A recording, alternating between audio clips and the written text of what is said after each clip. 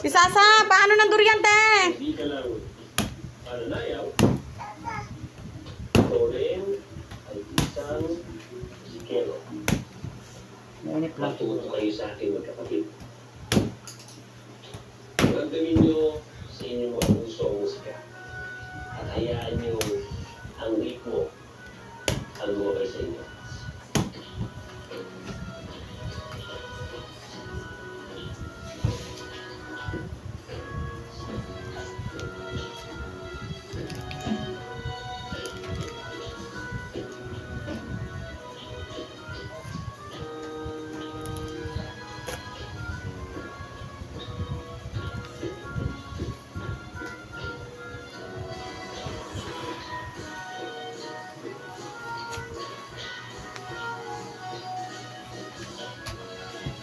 Ano ba yung usog? Lapit.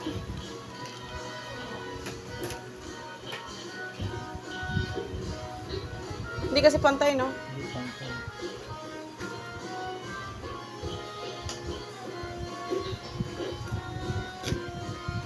Si Sasa, te, nandito sa durian. Magkasikaso na kayo dyan. May magbabanig na. Magmagawa kay Sasa. Sige, mumu yan. Sige.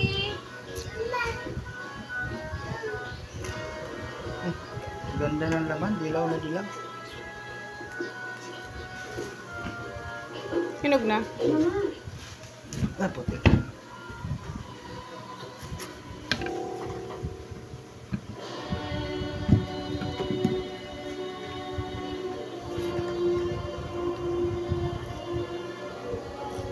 Si Sasa masubsob. Sam, hindi ba takot siya dito? Baka nga madapa eh. Sam, okay.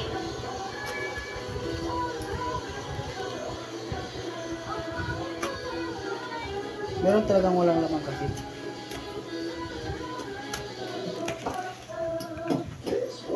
Baka kung tatalo mo. Si Sasa, te. Pagkasin ba? Hindi kasi siya pa ano eh. Di ba hindi sana tinatanggal yung Straight. headband niya? Oo nga eh. Yan ang dilaw. Oh. Si Sasa! Dilaw naman talaga. Ibig sabihin kasi yung ano, na maayos.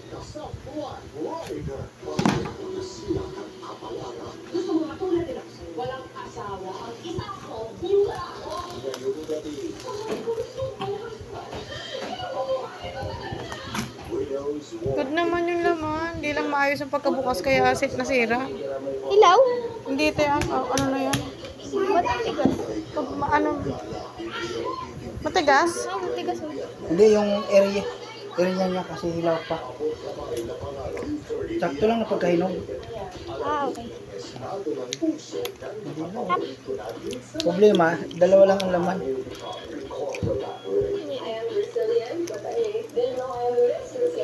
Dapat ang uod?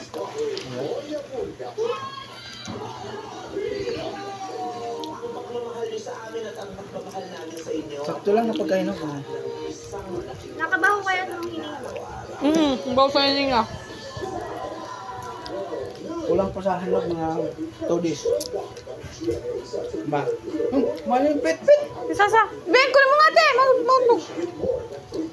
Mga 2 days pa.